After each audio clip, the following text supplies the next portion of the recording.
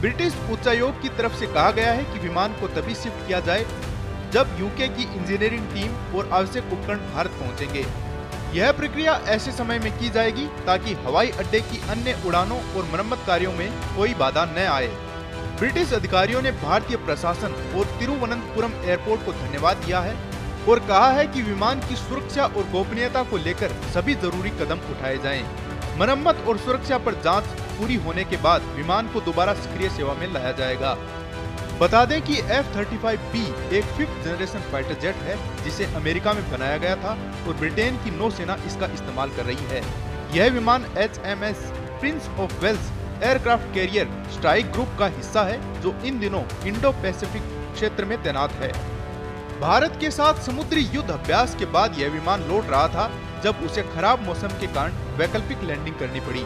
इस समय यह स्पष्ट नहीं है कि विमान की मरम्मत कब पूरी होगी और वह फिर से उड़ान भर पाएगा या नहीं, लेकिन दोनों देशों के अधिकारी मिलकर इस स्थिति को संभाल रहे हैं और विमान की सुरक्षा सुनिश्चित कर रहे हैं। ताज़ा अपडेट के लिए जुड़े रहें पत्रिका के साथ। नमस्कार। ब्रिटेन का एडवांस फाइटर जेट F-35B पिछले 2 हफ्तों से भारत के केरल राज्य के तिरुवनंतपुरम इंटरनेशनल एयरपोर्ट पर खड़ा है। यह विमान 14 जून को एक आपातकालीन स्थिति में यहाँ उतरा था।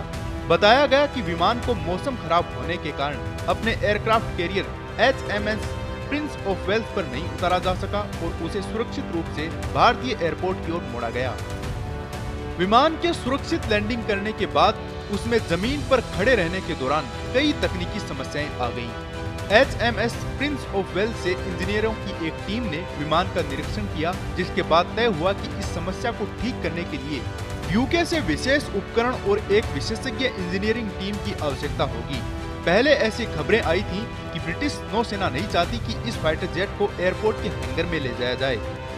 इसकी वजह यह मानी जा रही थी कि जेट में मौजूद संवेदनशील और प्रोटेक्टेड टेक्नोलॉजीज को दूसरों की नजरों से बचाकर रखा जाए। हालांकि अब यूके ने भारतीय अधिकारियों का प्रस्ताव स्वीकार कर लिया है और विमान को अब एयरपोर्ट के मेंटेनेंस, रिपेयर एंड ओवरहॉल यानी MRO हैंगर में ले जाया जाएगा।